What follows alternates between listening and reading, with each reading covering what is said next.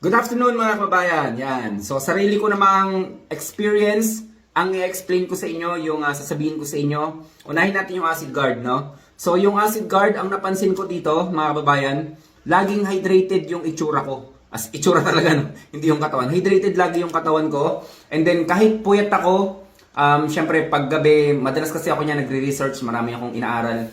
So late ang tulog ko. So pagising ko parang normal pa din at masarap yung tulog ko.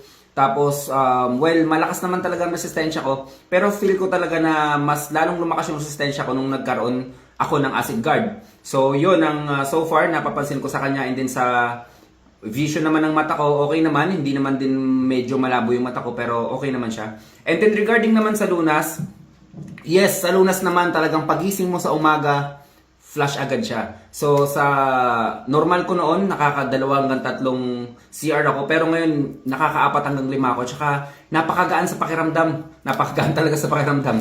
As in, talagang antindi talaga maglinis ang katawan nito. So kayo mga kababayan, yung mga may lunas at saka acid guard, ano yung na-experience nyo? Ano yung na-improve sa kalusugan nyo? I-comment nyo naman. Mag-usap tayo sa comment section. Ingat kayo mga kababayan. Ako si Chance at ako magsasakang gala.